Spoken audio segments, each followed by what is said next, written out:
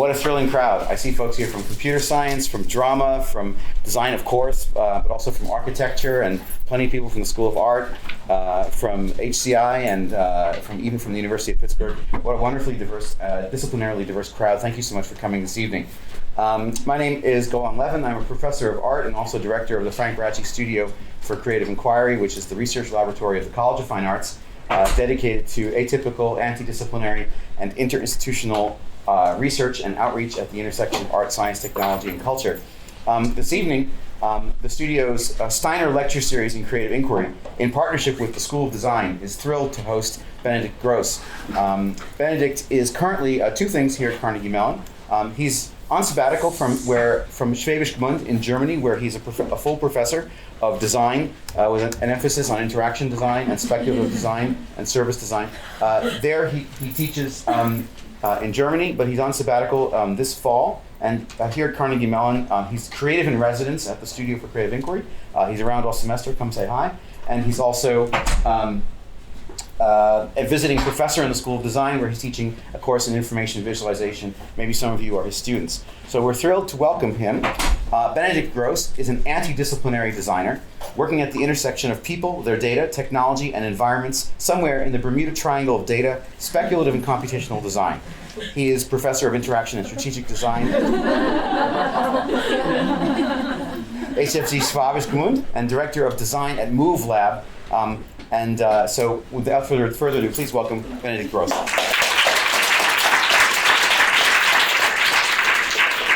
So many thanks for the nice introduction, and many thanks for having me. Super great to be here. And I think Golan already introduced me, so I think I don't have a lot to add. Basically, I mean, this is my triangle where normally kind of my projects are situated, and the outcome could be kind of literally everything. And at some point I made up this triangle because people got so confused what I was doing, and I think that helped a bit. Besides that, I also have a normal life. So I have kids, and the nice thing is Golan and Bruce and everyone kind of invited the entire family, and they are even in the CMU Children's School here. So we are fully observed in the CMU campus. So that's really wonderful, and we really enjoy our time here. But I heard that kind of, this combination of a Steiner talk here is a little bit of unusual. So I thought, and I asked a lot of people, what should I tell the people? And I got a lot of different kind of answers. So basically, I did some user research. So I asked kind of people to put a cross on each of those axes. Whether should I talk about something like more like a lecture, or should it more be an artist or portfolio talk? Should it be for faculty, or should it be for the students? Should it be formal and serious, or should it be informal and fun? So first I asked my students, and it was actually interesting because I didn't expect this part, that it should be kind of more like a lecture. Interesting. Then I asked faculty, and interestingly, they were a bit more leaning towards the portfolio and kind of the artist talk. I was like, okay, great. And then I got also a few kind of really nice special kind of answers. For instance, this one from Golan. Golan put first his cross here, and then came, I think, a couple minutes later to me, and then said like, let me fix that, and then put the cross kind of over there. And I was like, and then Golan, why? You're German. And I was like, okay. and then the next one was from Bill in the back, also with us at the studio. And he was like, it would be really cool if you could oscillate kind of between. So I was like, okay, challenge accepted. So I try to do everything at the same time. Not recommended, but I give my best. So the bluish is more like kind of an excursion, more like a things which I find important, or more like a thematic thing. And kind of the reddish ones are like portfolio or kind of an artist talk. So I start right with the, and I'm I loud enough? Can you hear me? Okay, great. Let me know if I'm not. So the first section, kind of excursion, is a curious question. So I think I'm totally kind of fond of raising and kind of playing around with curious question, often silly question. Things like, what is actually at latitude, longitude 00? And actually there is things, and if you look into it, then kind of an entire world opens up. There's Null Island, a national buoy, and a lot of things, but I leave that to you to look up that. But basically what I think is that,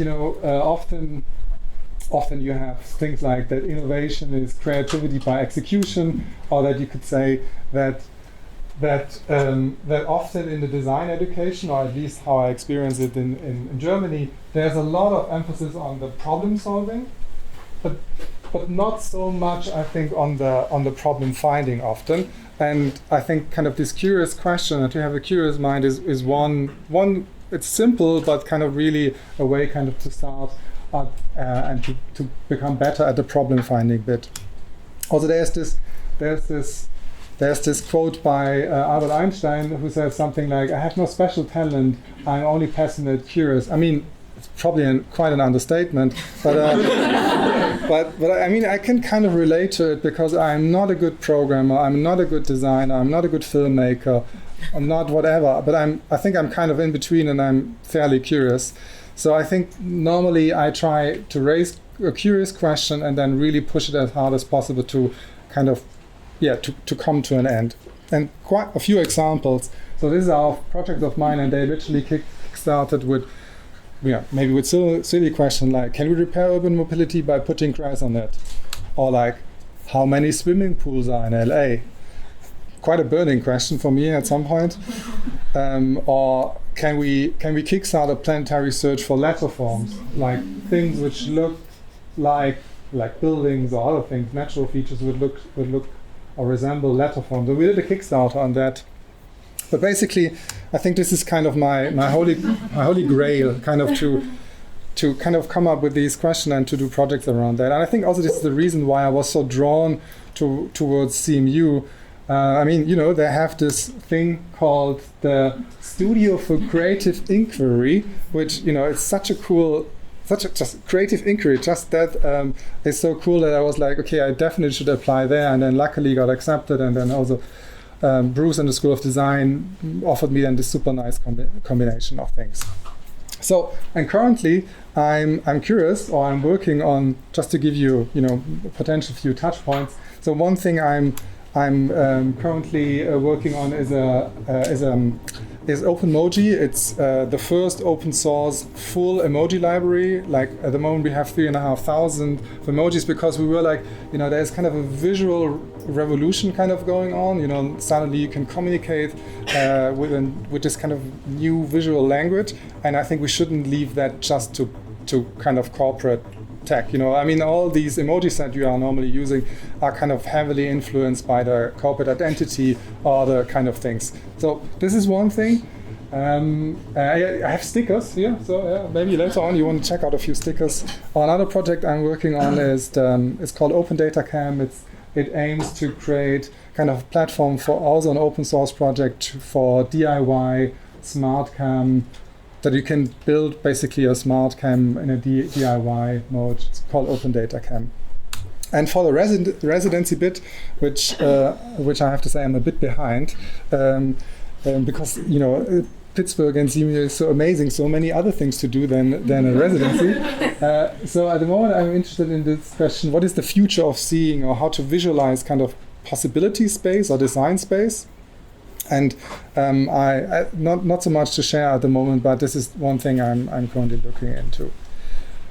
So, next act, project. So, Roads to Rome. And that deals with one of the biggest unsolved mobility quests, and that is, do all roads really lead to Rome? And I think it's a fun question, and also during a lunch conversation this kind of emerged. That this is an interesting question, because I think it's an interesting question because it's maybe an interesting starting point to look into mobility or mobility infrastructure on a big scale. And so kind of the saying, very present in a lot of European languages, I think also worldwide, goes back to the Roman Empire, and a thing called the Milarium Aureum. That's the golden milestone, which was in the center of Rome, where every distance was measured in the entire empire. Yeah, and then the kind of the material to look into these kind of questions is often technology in the sense of a material, and here the material is routing engine, an engine or kind of piece of software which calculates routes from A to B, and that's called Grasshopper, and then OpenStreetMap. Think of the Wikipedia for open map data. Kind of first prototype took me 2 hours, basically a pin here, and then the routing engine would calculate kind of around in a circle kind of potential routes. And I was like, this kind of looks interesting. Now we just have to scale it up a bit.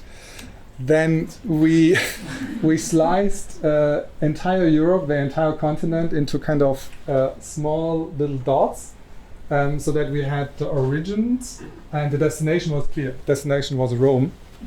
So we did that. And I mean, I spare you. I mean, I have normally like a lecture just on that project. It's like everything is very compressed. But basically, at some point we managed actually to calculate those routes. But then we faced quite a crazy problem because let's say this is an island in Italy, and a lot of people take the ferry and then go to the mainland to Rome.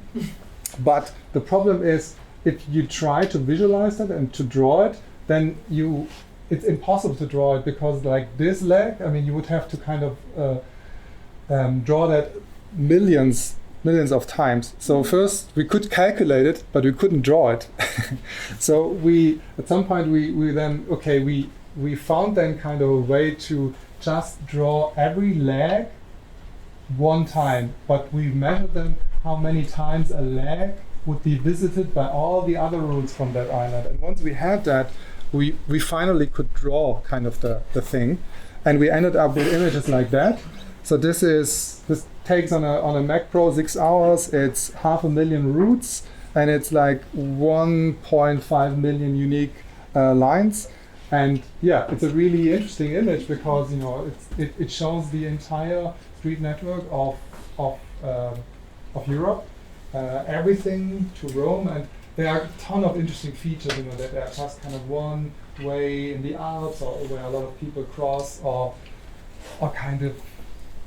I mean, I think maybe I show you a few more examples. Here is another one. Once we had in this principle, we thought we should kind of shrink it down and kind of also zoom into kind of the countries. And for instance, here we routing everything in Germany and everything everywhere to the capital in France. And the nice thing is that you literally can see kind of how the country is kind of organized. Germany is federal, whereas France is unitary.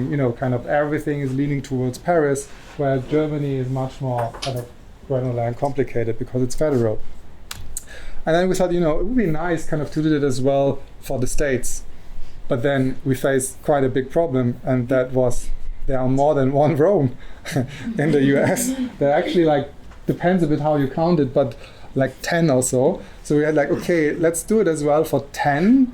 And then we ended up with images like that, which we were like, okay, this is kind of interesting from the look, probably not extremely meaningful because these Romes are quite arbitrary, but we were like, okay, this is interesting, more like from a, it resembles kind of these watershed images, how kind of water is organized.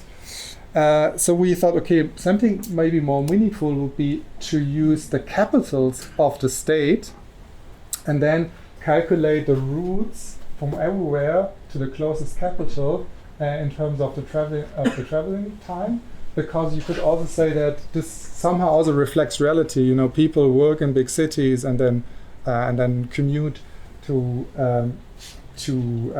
where their work is basically. And we were finding these images quite interesting because in a way you could also say maybe you could then kind of redefine kind of how everything is organized by that. As we did that for Europe, kind of redefined the country borders for Europe based on the travel time.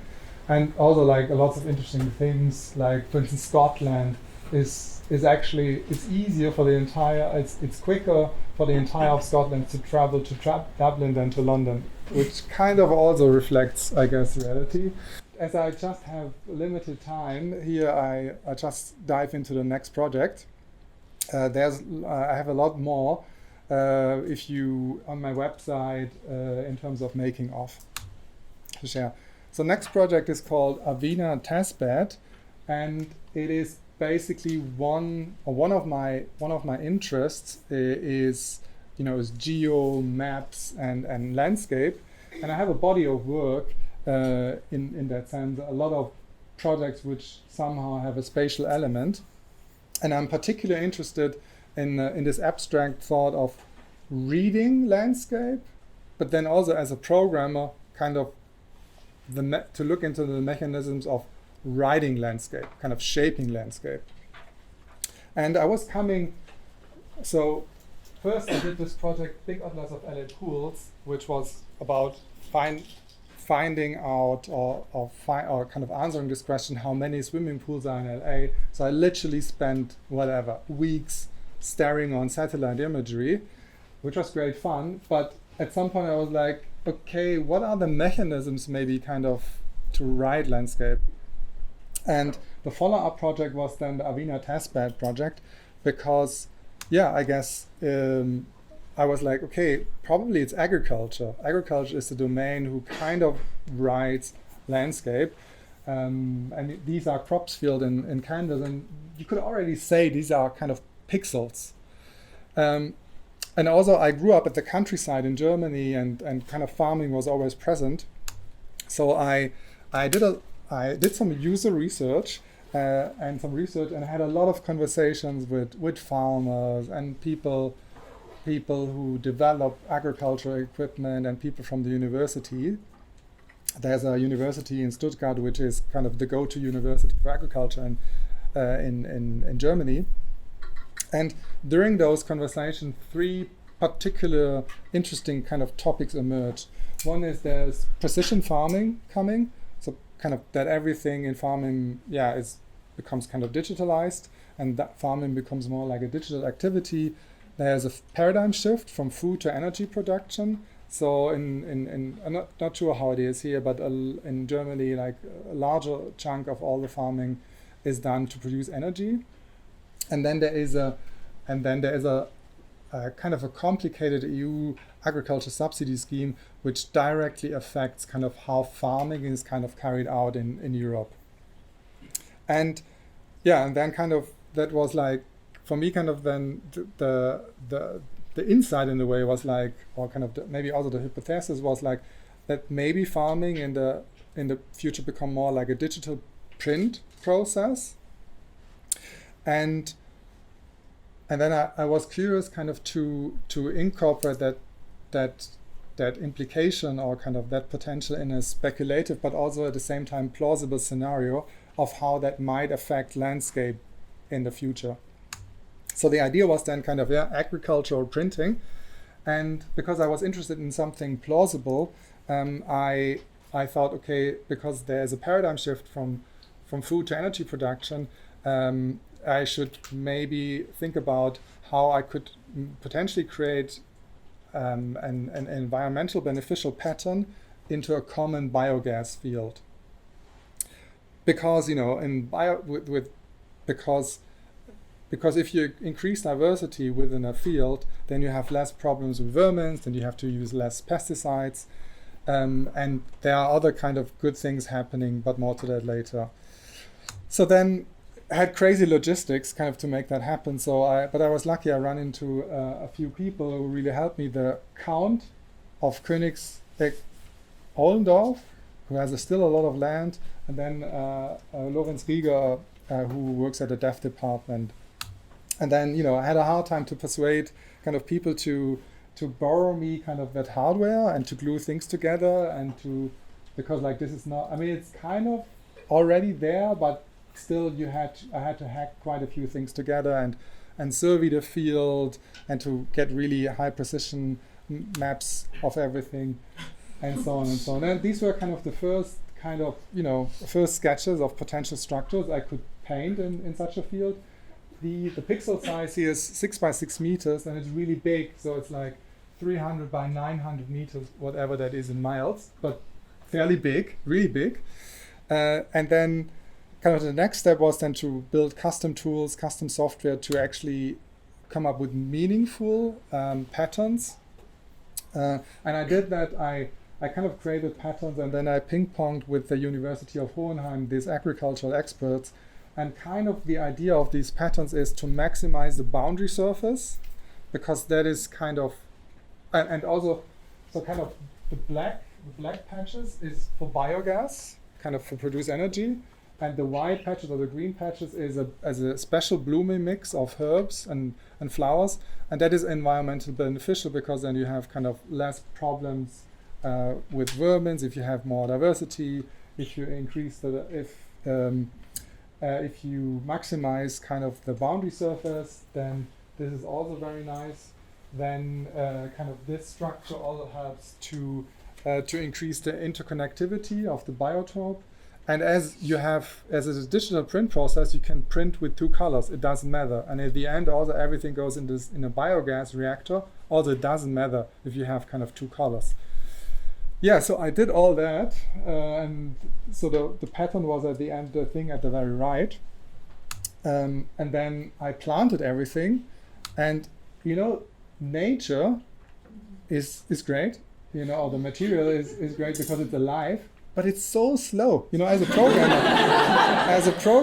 for loop, and you have kind of a lot of iterations. But here, like, it was a one shot, and it took like 6 months, and was nice, but also quite exciting. Maybe a bit too exciting for me, because it's literally one shot, and it's expensive and everything. And also, it's really big.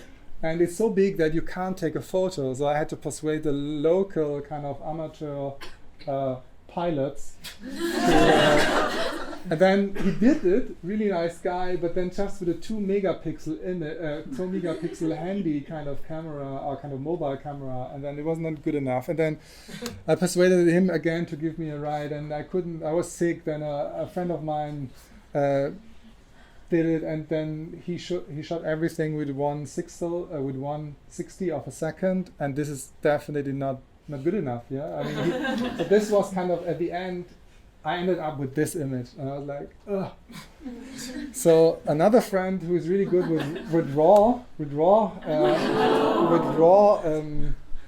Lightroom and Photoshop, he rescued it and made that out of it, and kind of also this is kind of for the students maybe. This was an eye-opening moment for me with this project, because now in hindsight, this project is literally the product of the project. Because it's so big, that project, that you can't share it, and it's just there for a very limited amount of time.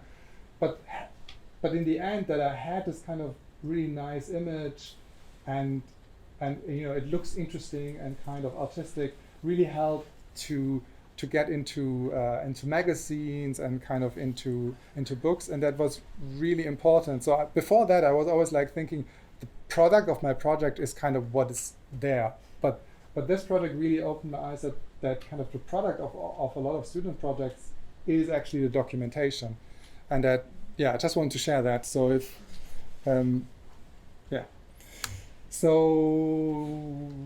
did a video as well. I played it a minute or so.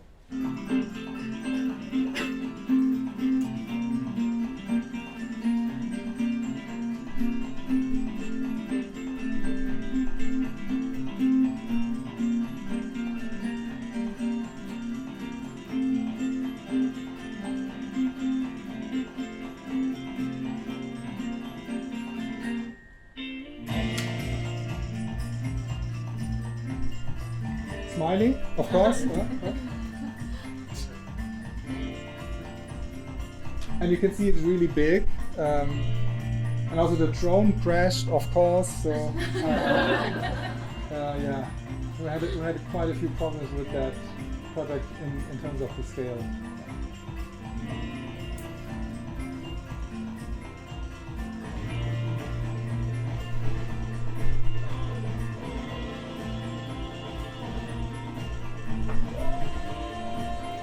yeah, I think you get the idea. There's more, again, on my website. Also, there's a making of video, and I just go on now. So, okay, excursion, enough project. So, I want to talk now about corporations and people. So, in Germany, not so much here, interestingly, I often get something like, because I'm also the design director of this future mobility research lab, and that's a direct subsidy of Mercedes and BMW. I often get that basically with my students. Hey, how can you work for a car manufacturer? How can you work for the enemy, basically? How can you work for the bad guys? And I think it's a very valid question, and I have a longer response to that, and I wanted to start right at the beginning. I want to talk a bit about public companies. So there's a person like you and me, and if you have a lot of persons, then you have and if they interact together, then they form a society, and at some point to organize and to manage the interactions in the society, we created law, and also at some point we went even further and we invented something like a legal person. Like a legal person basically is an abstract copy of a real person. And the idea of a legal person is that for instance a non-profit or like a government agency can also get legal capacities, to do contracts, to sue, to get sued, things like that. Yeah, all good. And then around the 16th century, we invented public companies. One of the first was the Dutch East Indian Company, and we invented that as a legal tool to better exploit the colonies, basically, U.S. And the interesting thing is, if you compare the agendas of a natural person has a rich hierarchy of needs: love, peace, family, fun, friends, also then basic necessities: food, air, rest, warmth, and so on and so on. And if you compare that to a public company, then I think the public company is more like a zombie, because they normally just strive for one thing, and that's money, and also they don't die. I mean, unless the political environment dies. Whereas, and also this is a bit of a problem, because a natural person at some point probably either dies or has enough wealth and then stops. But not a public company.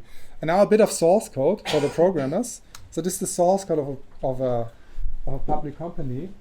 It's relatively easy. It's basically it takes projects, and then basically if the value is greater than the old value, then the project is done. Otherwise, it's cancelled. And yeah, basically the source code of public companies is to make money. They are programmed that way, and I think that's a bit of a problem. So there is this nice quote by Ambrose Bierce in the Devil's Dictionary. So, corporation, an ingenious device for obtaining individual profit without individual responsibility. But then and also like a lot of you will work in tech, I guess, or will work in corporations. So, and check this out, yeah, in companies, there are actually real people working. And also they can decide things, and they can also influence things, and it's in their very hands, I think. Because I think ultimately, yes, it's true, the main trajectory of a public company is to make money, but I still think there's latitude in it. And I think also the big question is, how is profit defined? How are things measured? And is it really just about money, or is it also about, happiness, sustainability, and things like that? And, we have a lot of problems these days, from climate change to whatever. But at least as a programmer, or somebody who programs, I think kind of it's just a single line, basically. At least kind of it feels a bit more actionable, kind of if you think about, if we could change or slightly tweak this single line, then a lot of our problems probably could be, or potentially could be solved. And as you all will work there, it's also your responsibility to look into that and to look into ways kind of to maybe change that line. And to come maybe up with new assessment criteria.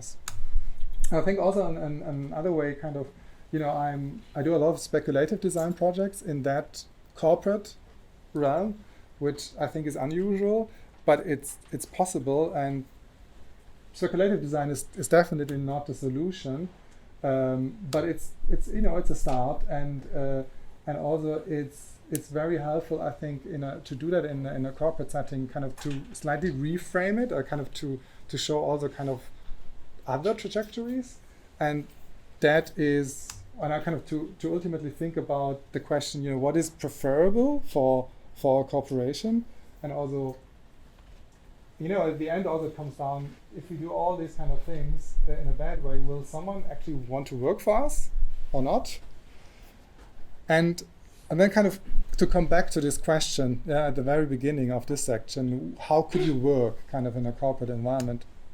I think ultimately, you can try to change the system from the outside, which I think is very valid as well, or you can try to change the system from within. And I think at the moment, we live in quite crazy times.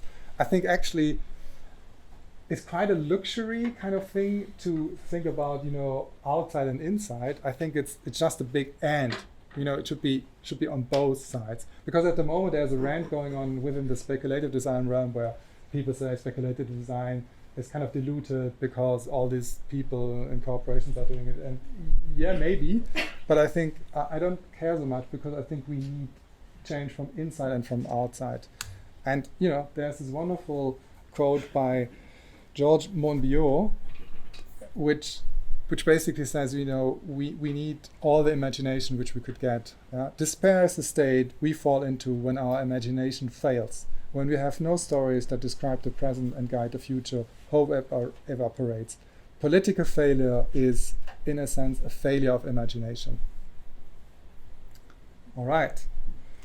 Next project. Okay. Next project, who wants to be a self-driving car? And by the way, so like all the projects I showed are always with collaborators, and all the main collaborators are listed in here, but there are more people involved, and also on my website you can check out the links to those really interesting people.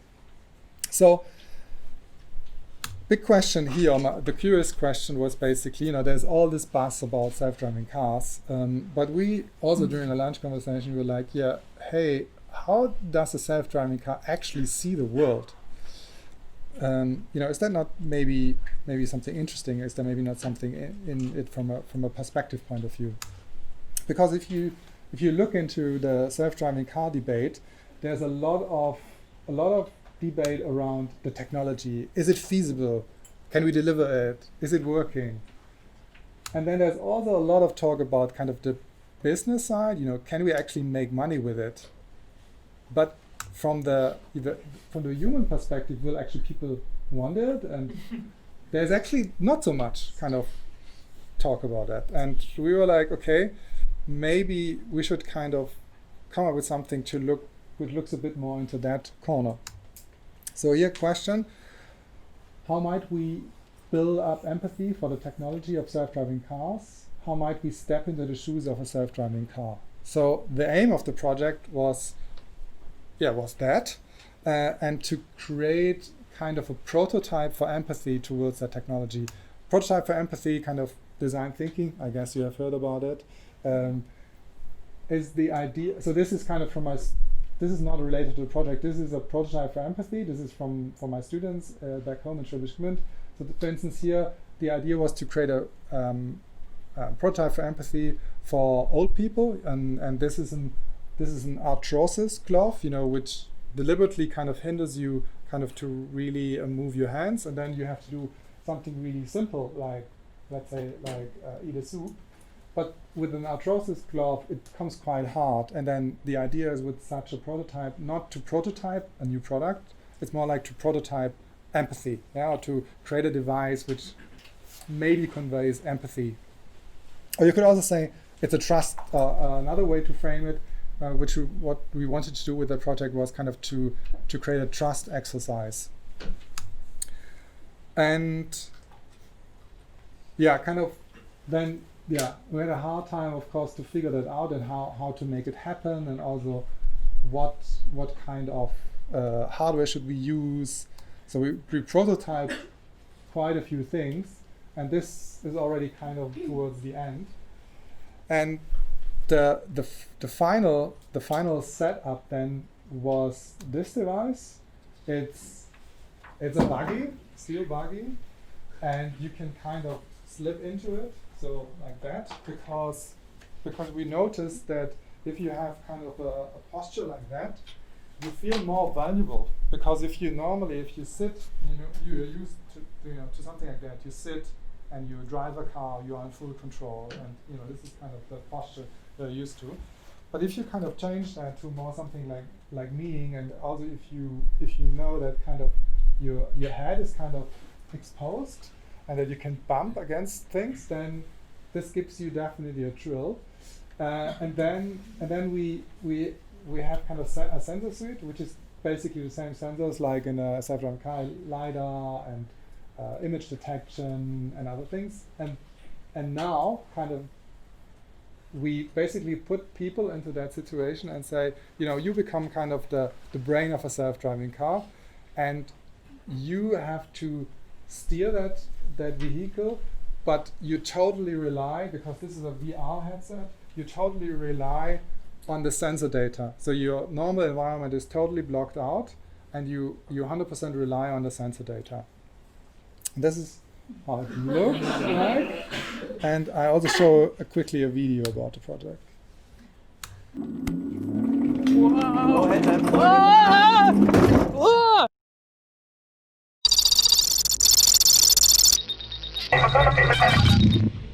The project all started with this question: how do self-driving cars see the world?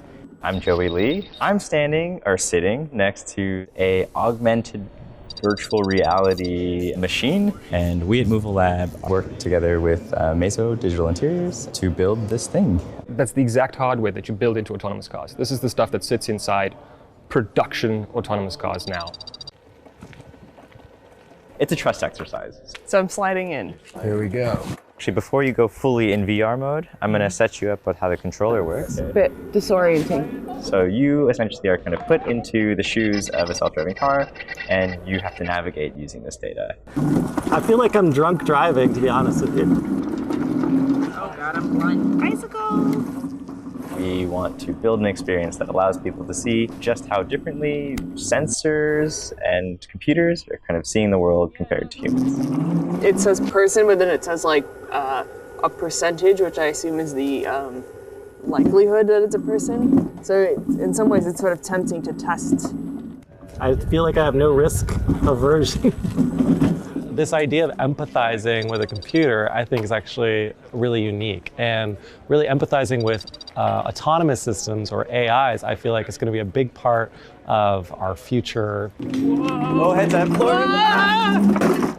It seems like a simple problem, make this thing start and stop and move, but it's actually all the things, the decisions that we make as humans that will now have to be programmed into the vehicle. I had this subjective reality, or this reality presented to me through the machine, and I could only do with it what I could. The feeling I have here, it's like I'm flying. I have faith, a lot of faith in machines. Also the crazy imagination. But in the same way that The internet changed the world in ways that we could not have forecast.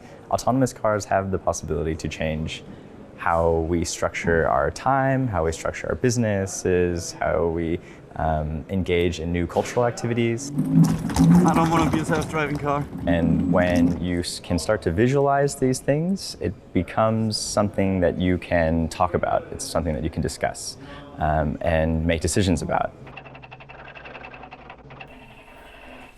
Yeah, there was also a project of Mover Lab, and it was quite effective. So we toured with that vehicle. We had it, whatever, of course, at design and art conferences, but also, for instance, at the legal meetup of all lawyers of BMW and Mercedes, talking about the legal implications of self-driving cars. And yeah, that was really effective, because they were like, hey, we never thought about that, or we never experienced about that. And that was really nice that we, to some extent, could also kind of contribute to the discussion. Also, it was in German TV and Canadian TV, and like just a nice prop as well, I think. So I'm proud of myself. I'm really quick. So I have just one more section left. 45 minutes or past already, and I want to talk a bit about kind of maybe design in general, or kind of definition of design, because I realized with the conversations here that, you know, I was always introducing myself. You know, I'm a designer from Germany, and then some people knew my projects, and they were like, "You're an artist." I was like, no, I'm a designer. And this is kind of interesting. I think also that the connotation of design maybe is not 100% identical to the. I mean, this is all very subjective, of course. Yeah, very, very subjective. But I think the connotations are. I mean, obviously they are not everywhere the same. But I think for me, interestingly, the design seems to lean in the US a little bit more, maybe a bit applied. And I think in Germany, it's leaning a little bit more like towards the art, and is a bit more anti kind of corporate, as I just said. So in a way, I just wanted to kind of share a bit my definitions, and I'm happy to discuss that. And again, very subjective. So, and yeah, there's book tip. So there's this book called it's called Understanding Design by Kees Dorst. Wonderful book, and the nice thing with that book is it has basically 175 reflections of being a designer, and it's always just one page. It's one page, and then yeah, basically just one page, and it's quite straightforward and very simple, but very beautiful. And I thought, you know, I should just kind of pick that up, this idea, and just do a few slides on different kind of angles on design.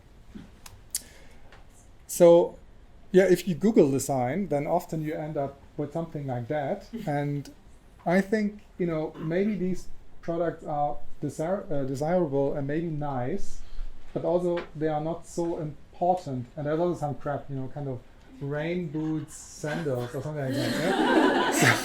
Yeah? And I think a lot of people think probably, you know, design is just kind of the surface thing, you know, kind of small, nice things on the surface. And I think no. I think this is important as well, the surface, but I think that is not design, or not only design. And I think also design is beyond kind of the core basics or the foundation things like form, color, typography, animation, and all this kind of things.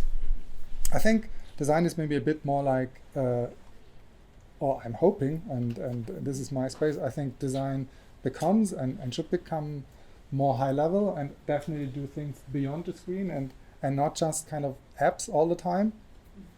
And kind of I think I have the feeling that often design is kind of, you know, these small, tiny, nice things and nice formal things.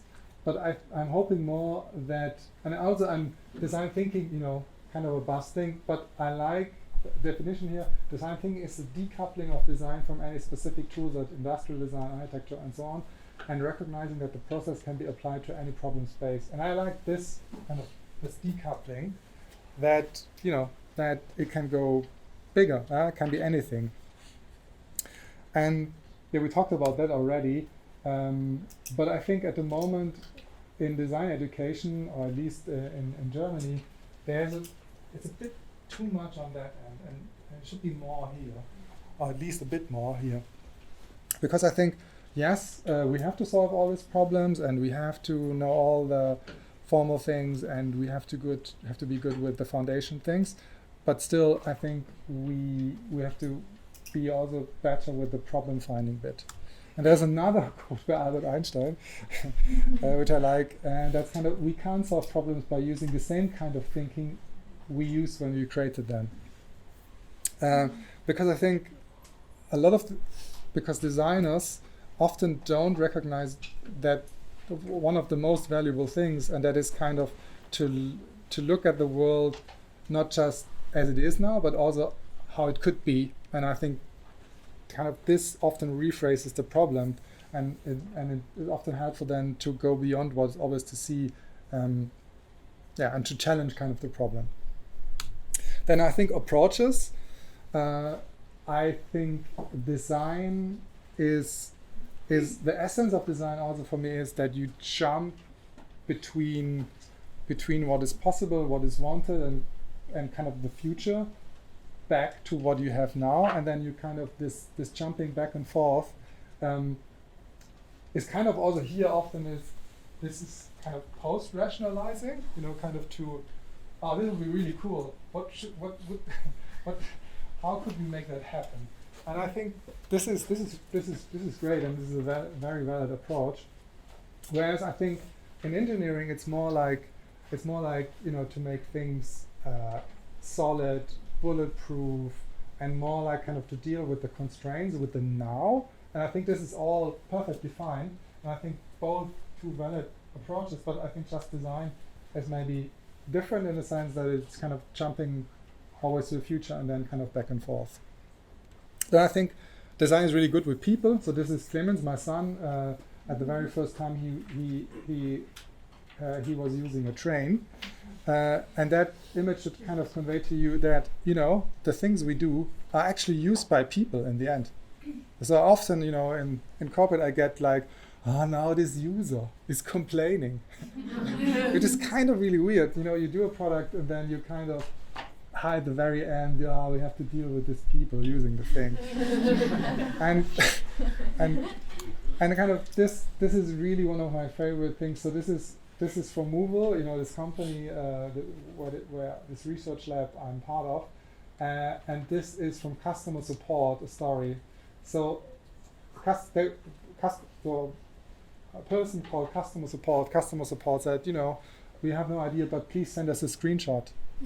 That person then kind of put his phone on a photocopier, made a screenshot, and posted it and mailed it, literally. And I think, for us this is crazy, but I think this is also the reality, kind of, actually people are using it and they are not, what the hell is the screenshot? I mean, this is a perfect screenshot. And I think it's really important to not forget that, because the only people who talk about users are drug dealers and software developers and designers. Designers do that as well. And I think, this is really we are good with empathy and with people, but we have to keep that. Okay, I'm getting to the end. So the next thing which I find really important these days is that the material which we use to design things is very often these days is kind of technology or is software. And I think, let's say you want to be a sculptor, then you have to really understand the grain of the material. You really have to understand kind of, stone or granite or whatever. Or let's say you want to be a carpenter, then you really have to understand the grain of the material of wood. It makes a difference if the grain goes that way in a piece of wood and you cut it that way or that way. It's just different. Yeah, it makes it quite different. And I think because now software is kind of eating the world, it's very important that we understand software or kind of the digital things these days, because this is our material. Yeah, and I think it's important then that also whatever that designers know at least a little bit of, for instance, like software and coding, not so much that they become the best coders, but they understand the concept and kind of the grain of the material. So, and kind of to push that technology kind of metaphor even further, I think these are, at least for me, 3 helpful categories for projects. This is from the Design Interactions Handbook from back in the day at the Royal College of Art. And normally design deals a lot with the first category, technology as a product, you know, to come up basically with new products. And I think this is totally fine, but we should not neglect kind of the other ones, because the other categories, which I find helpful kind of to map out projects, the technology as a medium, looking at the aesthetics and functional potential of new technologies by playing with it and experimenting directly with the material. Basically, curious questions, playing around with the material. Yeah, just, you know, playing with it. And then last one, technology as critique, making the social and cultural and ethical implications of different technologies tangible and therefore debatable. And I think this is also important that we also illustrate maybe potential bad implications and show these problems so that kind of people, society and so on can kind of debate it. Because I think ultimately design also should kind of mediate between industry, emerging technologies, and kind of society. And because of that, I think it's important that we as designers and artists, I think, do also these categories of projects. And I want to close with that quote. I think we should aim to design for the complex, troubled people we are, rather than the easily satisfied consumers and users we are supposed to be. Thank you.